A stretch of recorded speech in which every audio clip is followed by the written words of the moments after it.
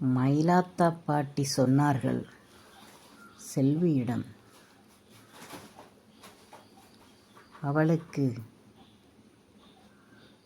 களரி தெரியும், கராட்டா தெரியும், நம் தமிழ்நாட்டுக்கலை சிலம்பும் தெரியும். அவள் நிசாரமாக 4 ஆம்படைகளை சமாளித்து விடுவாள் என்று மயிலாத்தா பாட்டி சொன்னார்கள் செல்வியிடம். அதற்கு செல்வி கேட்டாள், பாட்டி, அப்பம் மயிலாத்தா தெய்வான அக்கா அடித்து விடுவார்களா என்று கேட்டாள். அதற்கு மயிலாத்தா பாட்டி சொன்னார்கள், இல்லை, அப்படி சும்மா யாரையும் அடிக்க மாட்டாள். தேவையில்லாமல் அவளிடம் ஏதாவதும் செய்ய பார்த்தால், அவளுக்கு கோபம் வந்தால் அடிப்பாள் என்று மயிலாத்தா பாட்டி செல்வியிடம் சொன்னார்கள். அப்படியா பாட்டி என்று செல்வி சொன்னாள். அதற்கு செல்வி கேட்டாள் பாட்டியிடம், பாட்டி, களரி, கராட்டை, சிலம்பு இது எல்லாம் தெய்வானை அக்காளுக்கு தெரியும் அல்லவா? அவர்கள் பள்ளிக்கூடம் சென்று படித்திருக்கிறார்களா என்று செல்வி கேட்டாள். அதற்கு மயிலாத்தா பாட்டி சொன்னார்கள், ஆமாம், கொஞ்சம் படித்திருக்கிறாள் என்று சொன்னார்கள். செல்வி கேட்டாள், எவ்வளவு படித்திருக்கிறார்கள் பாட்டி என்று. அவள் +2 வரைதான் படித்திருக்கிறாள் என்று மயிலாத்தா பாட்டி சொன்னார்கள். +2வா? அப்படி என்றால் என்ன பாட்டி, எத்தனை கிளாஸு பாட்டி என்று செல்வி கேட்டாள். அதற்கு மயிலாத்தா பாட்டி சொன்னார்கள், +2 என்றால் 12ஆம் வகுப்பு என்று மயிலாத்தா பாட்டி சொன்னார்கள். 12ஆம் கிளாஸ் படித்திருக்கிறார்களா தெய்வானை அக்கா என்றாள் செல்வி. இது பெரிய படிப்புத்தானே பாட்டி என்று செல்வி சொன்னாள். அதற்கு மயிலாத்தா பாட்டி சொன்னார்கள், 12ஆம் வகுப்பு என்று சொல்வது பெரிய படிப்பு ஒன்றும் கிடையாது செல்வி. அதை விடையும் பெரிய பெரிய படிப்புகளெல்லாம் இருக்கிறது நாட்டில். அதையெல்லாம் என் மகளை நான் படிக்க வைக்கணும் என்று நான் ஆசைப்பட்டேன். என்ன செய்வது, விதி இடையில் வந்து விளையாடி விட்டது. தெய்வானையின் அப்பா தவறிவிட்டதினால் மேல்கொண்டு அவளை படிக்க வைக்க முடியவில்லை. 12ஓடு நிறுத்திவிட்டேன். என்ன செய்வது, காலேஜில் சேர்த்து அதற்கு ஃபீஸும் ஹாஸ்டல் ஃபீஸும் தனித்தனியாக கொடுப்பதற்கு என்னிடம் வசதி இல்லை. அதனால் அதை நிறுத்திவிட்டேன். பாவம், அதை படித்துவிட்டு இங்கு வந்து இந்த கல்லை உடைத்து கஷ்டப்படுகிறாள் என்று மயிலாத்தா பாட்டி சொன்னார்கள். அதற்கு செல்வி சொன்னாள், பாட்டி, அப்படி அவ்வளவு படித்துவிட்டு பாவம் தெய்வானை அக்காள் இங்கு வந்து இந்த பாறையில் கஷ்டப்படுகிறார்களே என்று சொன்னாள். அதற்கு மயிலாத்தா பாட்டி சொன்னார்கள், என்ன செய்வது, எல்லாம் தலையில் எழுத்து என்று ஒன்று இருக்குதல்லவா, அதன்படி தானே நடக்கும். நம் சாதாரண மனிதர்கள் நாம் நினைப்பதெல்லாம் நடந்துவிடுமா என்ன என்று சொன்னார்கள்.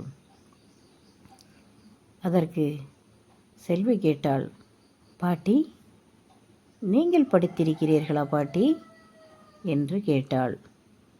அதற்கு தெய்வானை பாட்டி சொன்னார்கள், மயிலாத்தா பாட்டி சொன்னார்கள், ஆம், நானும் படித்திருக்கிறேன். நிறையா ஒன்றும் படிக்கவில்லை. ஒரு 8 வரை போனேன். அதற்கு பின் எனக்கும் படிப்பை தொடர முடியவில்லை. காரணம், என் அம்மாவுக்கு 5-6 பிள்ளைகள் இருக்கிறார்கள். நான் தானே மூத்தவள். இளைய பிள்ளைகளை பார்த்து கொள்ள ஆள் இல்லை. வீட்டில் ஆடும் மாடும் மேய்ப்பதற்கு ஆளில்லை. மறுபடி அந்த தொழிலுக்கு என்னை போட்டு விட்டார்கள். என் தம்பி தங்கச்சியை பார்க்கவும் வீட்டு வேலைகளை செய்யவும் மிஞ்சிய நேரத்தில் ஆடு மாடு மேய்க்கவும் தான் குறைக்காலமும் போய்விட்டது எனக்கு. ஒரு 17 வயது ஆனவுடன் தெய்வானையின் அப்பாவை பார்த்து என்னை மனம் முடித்து வைத்து விட்டார்கள். மறுபடி என்ன செய்ய முடியும்? மனம் முடித்ததுக்கு பின் வாழ்க்கையில் பெண் பிள்ளைகளுக்கு எந்த வெற்றியை நோக்கியும் போக முடியாது என்பதற்கு நான் ஒரு உதாரணம். அந்த கணவன் சொல்வதை கேட்டுக்கொண்டு அவன் காலடியில் தான் கிடக்க வேண்டும். பெண்ணின் சொல்லு சபை ஏறாது. மனம் முடிந்து விட்டால் என்னை போல் என் மகள் ஆகிவிடக்கூடாது என்று ரொம்ப கவனமாக இருந்தேன். என்ன செய்வது?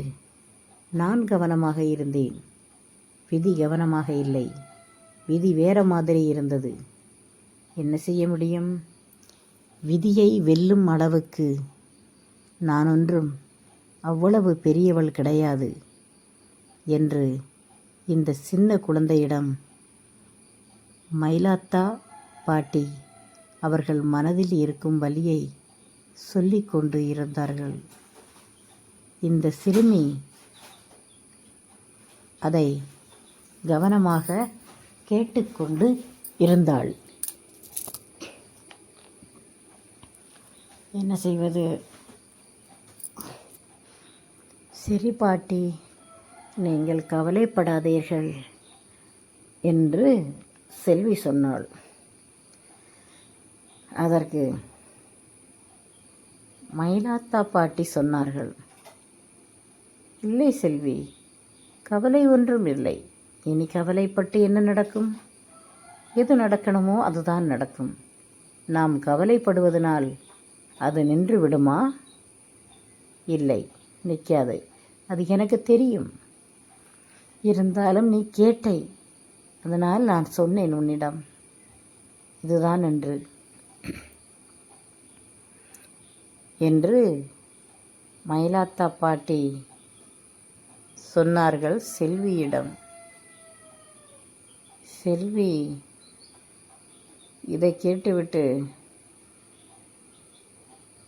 பாட்டி, தெய்வானை அக்காள் 12ஆம் வகுப்பு படித்திருக்கிறார்கள். பாட்டி 8ஆம் வகுப்பு படித்திருக்கிறீர்கள். அந்த காலத்திலேயே உங்கள் அம்மா உங்களை பள்ளிக்கூடத்தில் சேர்த்து விட்டிருக்கிறார்கள். பரவாயில்லை, 5-6 பிள்ளைகள் இருந்தாலும் உங்களை பள்ளியில் சேர்த்து 8 வரை படிக்க வைத்த உங்கள் அம்மா நல்ல அம்மாதான் பாட்டி என்று செல்வி மயிலாத்தா பாட்டியிடம் சொன்னாள். அதற்கு மயிலாத்தா பாட்டி சொன்னார்கள், ஆமாம் செல்வி, எங்கள் அம்மா நல்லவர்கள்தான். என்ன செய்வது? அந்த காலத்தில் வீட்டில் ரொம்ப வசதி கம்மியாக இருந்தது. 5-6 பிள்ளையை வளர்ப்பதெல்லாம் எவ்வளவு கஷ்டம். 8 படித்ததே பெரிய விஷயம்தான் என்று சொன்னார்கள். அந்த காலத்திலேயே உங்களை உங்கள் அம்மா 8ஆம் வகுப்பு படிக்க வைத்திருக்கிறார்கள். ஆனால் இந்த காலத்தில் என் அம்மா, பார்த்தீர்கள் அல்லவா பாட்டி, என்னை 1ஆம் கிளாஸு கூட படிப்பதற்கு அனுமதிக்கவில்லையே பாட்டி. ஏன் இந்த கோபம், ஏன் இந்த வெறி என் மீது, என் அம்மாவுக்கு என்று எனக்கு தெரியவில்லையே பாட்டி. பள்ளிக்கூடம் போவதற்கு எனக்கு எவ்வளவு பிடிக்கும் தெரியுமா பாட்டி? என்ன செய்வது பாட்டி? என் படிப்பு விஷயத்தில் எனக்கு சப்போர்ட்டு பண்ண யாரும் இல்லையே பாட்டி. நான் என்ன செய்வது? அம்மாவிடம் பேச முடியாது பாட்டி என்றாள் செல்வி. லைக் பண்ணி சப்ஸ்கிரைப் பண்ணுங்கள்.